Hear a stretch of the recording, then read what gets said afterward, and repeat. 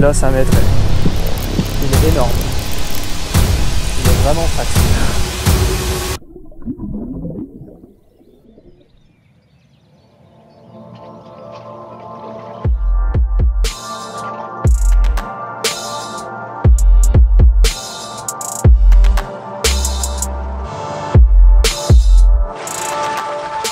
Bon, salut à tous, on se retrouve pour l'ouverture du brochet. Donc je vais faire vite pour cette intro parce que ma partenaire du jour s'impatiente, elle commence déjà à pêcher, elle n'a pas voulu m'attendre.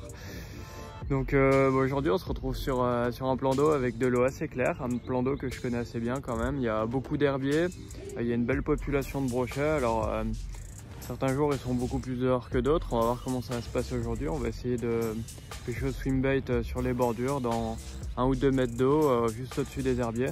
Essayer de trouver le leurre qu'ils veulent et puis bon, on va espérer reprendre déjà de bonnes sensations, essayer de prendre pas mal de touches. Et puis si ça veut bien se passer, peut-être qu'on arrivera à faire un joli aussi.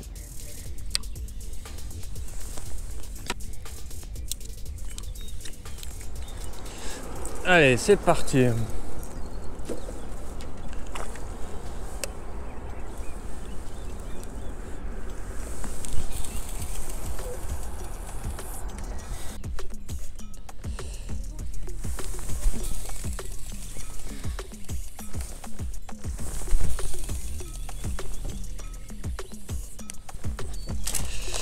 J'ai pas eu de touche avec celui-là. L'année passée, on les avait touchés avec le 245. Je vais essayer quand même.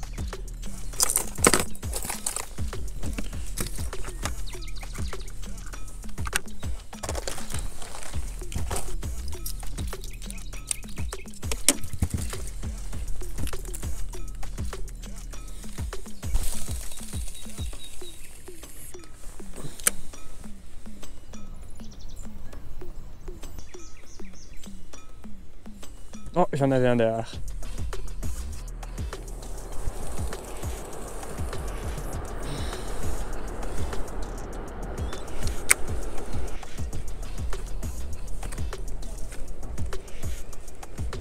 Ouais.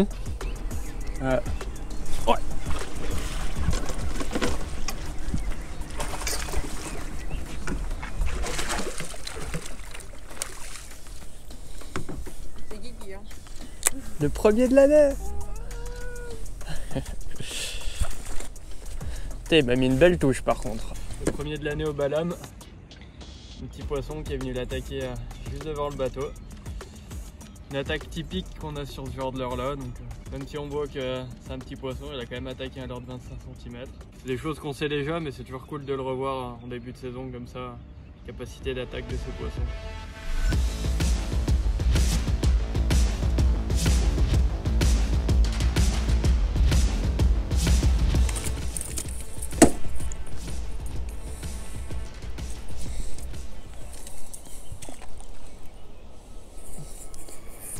Il est beau le Jointed Claw Shift, hein. Ça pêche plus vite quoi.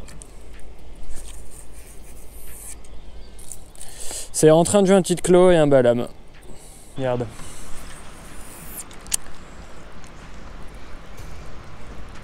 Je trouve qu'il papillonne. Ouais, un petit peu, hein. J'aime pas trop, tu vois. Lentement, je trouve. Voilà, oui. Ouais, mais comme. Rapidement, je trouve qu'il papillonne et la neige, elle est pas très propre quand même. Moi je trouve que ça fait comme un... Ça fait vraiment comme tu dis, ça papillonne, effet Ryuki quoi un peu. Ouais. Yes. Oh cette attaque.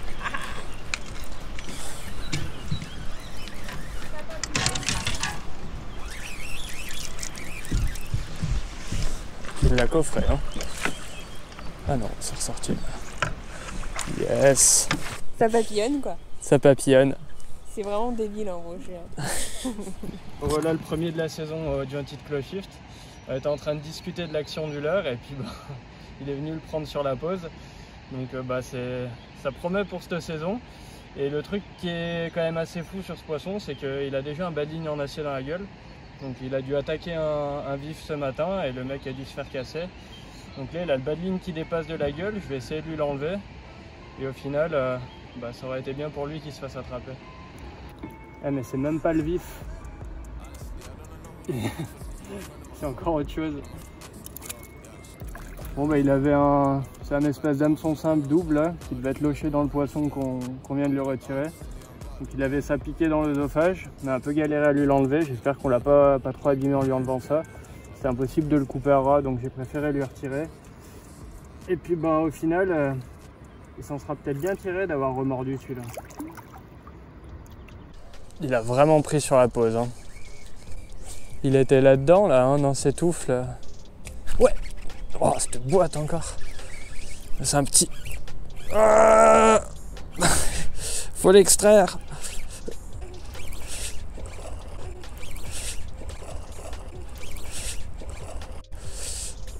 Et alors... Oh, putain, je le perds juste devant. Dommage.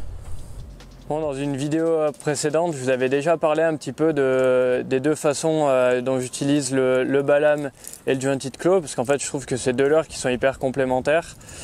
En fait, j'ai remarqué que quand les poissons ils chassent, très souvent, je les prends beaucoup plus au jointed claw. Donc je sais que les poissons chassent tout simplement parce qu'il y a un pic d'activité, je le vois. Il y a des poissons qui se prennent sur les bateaux un petit peu autour. Moi je prends beaucoup plus de touches. Et dans ces moments-là, très souvent c'est le jointed claw qui marche le mieux. Et quand ça se calme, que ça commence à devenir un petit peu plus dur pour tout le monde, très souvent, j'arrive à tirer mon épingle du jeu en repassant sur un ballam et en pêchant beaucoup plus vite. Donc là, on a deux leurres qui sont vraiment très complémentaires et en fait, parfois, sur des postes un peu moins profonds ou des postes très marqués, j'avais besoin d'un leurre qui aurait été un petit peu un hybride entre un ballam et un jointed claw pour pouvoir justement me servir de ces grosses phases d'accélération que je fais au ballam, mais en même temps avoir la capacité de faire des écarts latéraux qui permettent de pêcher sur place comme le fait très bien un jointed claw. Et cette année, il y a le jointed claw shift qui est sorti, donc jusque là je l'utilisais assez peu et puis tout à l'heure on a bien vu, hein, je pêchais une zone avec des herbiers là et c'était le fait d'accélérer, de faire des pauses juste devant ces herbiers qui faisait que les poissons venaient prendre. Donc je pense que ce leurre là, ça va vraiment être l'intermédiaire parfait entre le ballam et le jointed claw.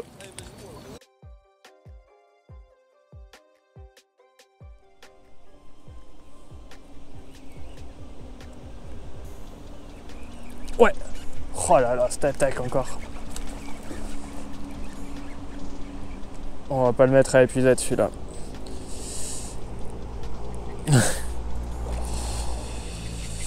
Et il m'a mis une attaque encore. Bon, un petit poisson. Comme l'autre. J'ai fait une accélération, une pause. Il est sorti des herbiers, il est venu le prendre. Ce qui est cool, c'est qu'ils ont des gros ventres. Hein. Ils bouffent bien.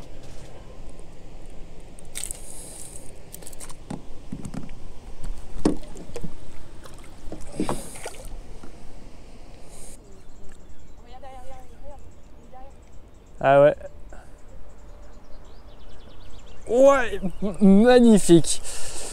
T'as vu, ça a fait glisser dans les herbiers ou pas? Ouais, franchement, c'était magnifique.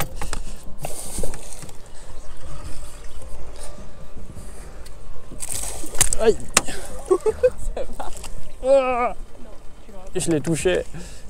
Ah, je l'ai touché. C'est pas grave.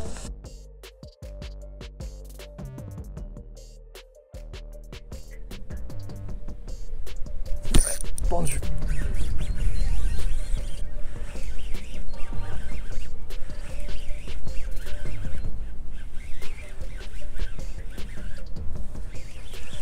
En spinning. Ça m'a pas l'air très gros, mais bon, je suis pas habitué.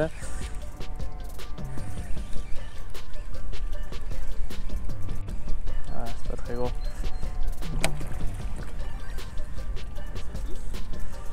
Ouais, mais laisse tomber, on va pas le mettre à épuisette. Je suis bien chaud de faire une petite photo par contre. Premier brochet avec ma 76XXH. Ça change des sensations au casting, mais c'est sympa aussi. Donc là on est en train de pêcher un plateau avec pas mal d'herbiers. Donc ils sont en principe à 1 mètre sous la surface de façon on va dire moyenne. Après il y a pas mal de tiges qui montent vraiment jusqu'à la surface. Donc l'idée c'est que on est obligé de pêcher avec des swimbaits. Tout ce qui descend plus bas va venir s'accrocher dans les plantes. Donc là celui qui nous réussit bien quand même depuis tout à l'heure c'est le jointed claw. Donc en taille magnum. Alors moi je l'utilise en coulant. Après parfois je mets aussi un flottant si je vois que la distance entre la surface et les herbiers est trop faible. Il y a vraiment deux types d'animation qui marchent bien. c'est soit je fais un linéaire lent plus ou moins rapide en fonction de comment réagissent les poissons, soit je fais vraiment des grandes accélérations et des pauses. Et souvent les poissons ils viennent prendre soit quand on redémarre, soit à la pause. Donc voilà, je jette, je mets quelques grands coups de manivelle très rapides, une pause, quelques grands coups de manivelle très rapides, une pause. Et en fait le leurre des axes passe très vite au-dessus des herbiers.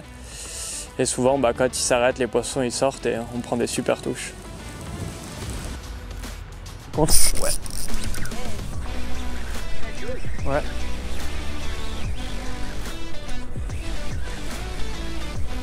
Oh, il m'a mis ses cartouches.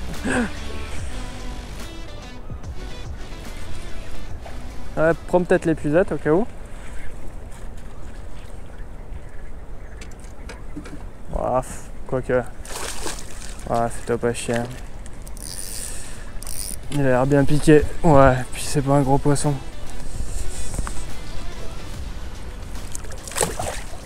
Hop, croche. Tu l'as? C'est joli? Yeah.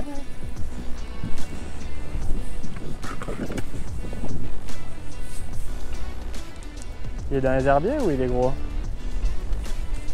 Ou les deux? J'ai hâte de le voir. Il te prend du fil un peu?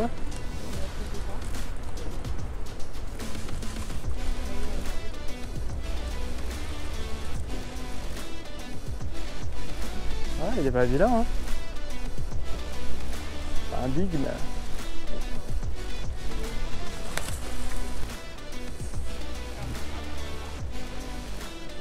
Il te met, hein.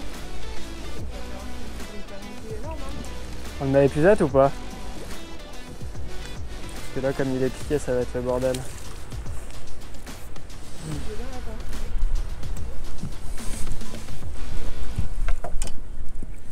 Tiens.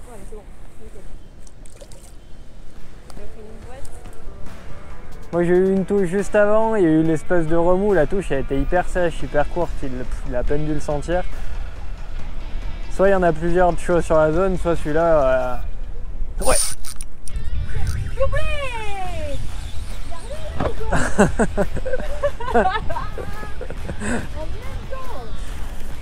Oh, je le perds. Allez, à toi.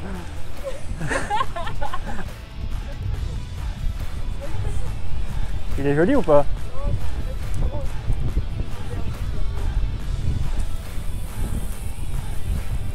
Incroyable.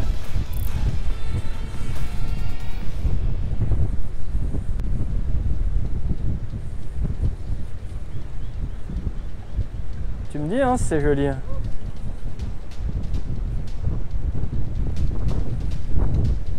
Tu l'as vu? Ouais, laisse-moi prendre l'épuisette quand même. Ça me paraît bizarre qu'il... Ouais, il est beau quoi. Bah oui, il est beau.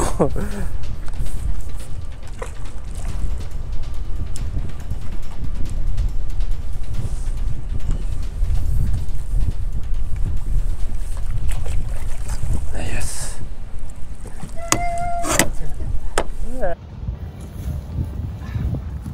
Bon, super poisson. On a failli faire un doublé, 2 touches en simultané. Donc là, il y a un pic d'activité, ils sont assez chauds. On touche quasiment tout sur des glides. Donc on va vite y retourner.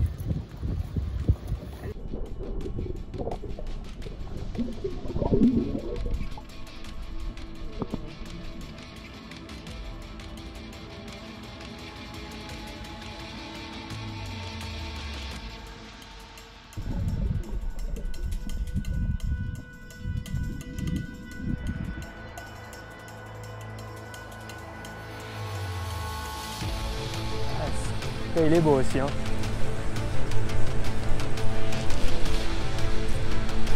C'est un beau. Hein.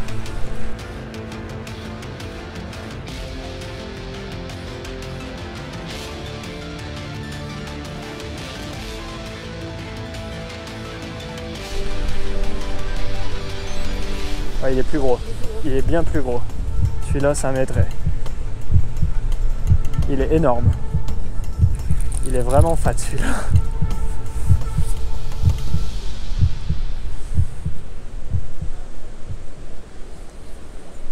Je pense qu'il fait au moins 110. Hein.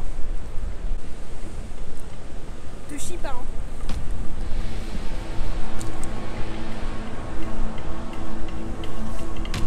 T'as vu qu'il m'a pris ? Ouais.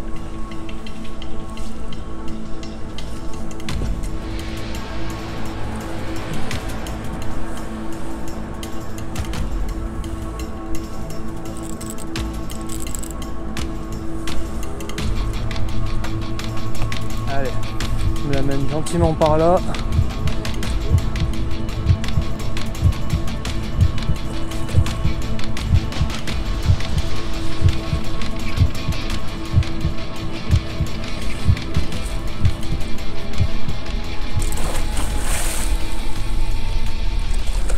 Yes, putain, il m'a fait peur, j'ai cru qu'il s'était décroché là. T'as vu quand il a ouvert la tête, il a fait ça, j'ai gardé une légère tension jusqu'il fallait en me disant s'il vous plaît. S'il vous plaît, qu'il le garde, il a gardé. Allez, faut pas trop traîner. Parce que là, l'épisode, elle est en train de se niquer en plus, il est tellement lourd. Oh, c'est une vache, c'est une vache.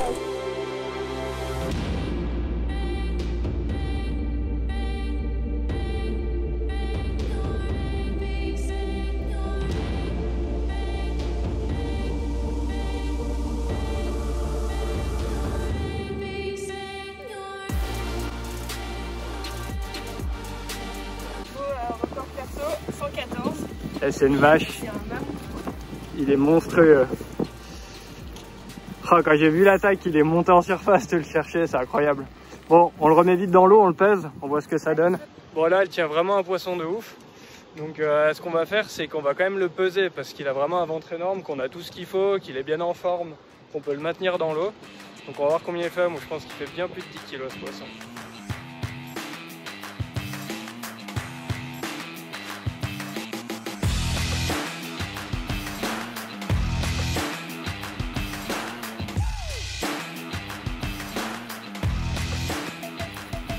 Bon, tu t'en sors. Allez, tiens-moi le droit. Allez, tu vois, il fait 11. Allez, 11,5 kg avec le sac en moins. Il doit faire 11,1 kg. 11,1 kg pour un poisson qui vient de poser ses œufs. C'est énorme.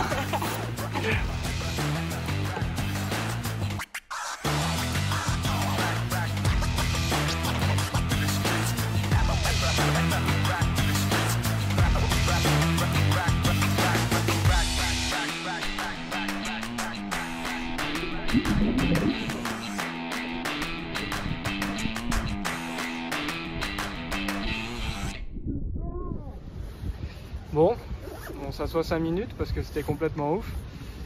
On vient de faire 2 poissons de l'espace là. C'est ça, 95 et 114. 14, 11 kg 1. Ouais.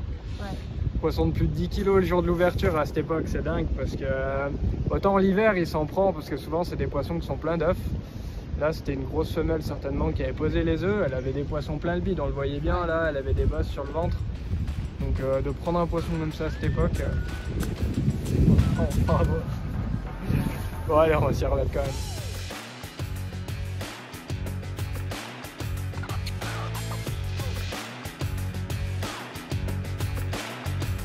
Putain, j'ai tiré, je me suis dit, tâche le. Il y a vraiment un truc avec ça ici, regarde, il est encore derrière. Tu l'as vu? Allez. Ouais.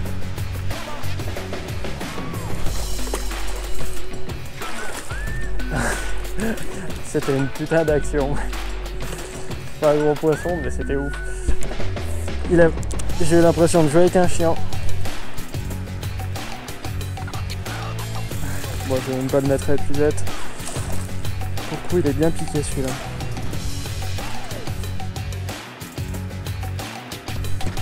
Voilà, balame jaune avec une queue rose. Celui-là, il a joué avec pendant hyper longtemps. Je l'ai animé plein de fois sous le nez et puis bah, il a fini par craquer. J'ai levé la canne et si tu veux, le balame il est monté vers la surface comme quand tu ramènes et que tu l'amènes là. Et tu sais, souvent ils viennent et puis ils te mettent une petite attaque devant le bateau. Bah là j'ai fait pareil juste avant, j'ai levé la canne parce qu'on était en train de discuter et il est venu le taper à ce moment-là.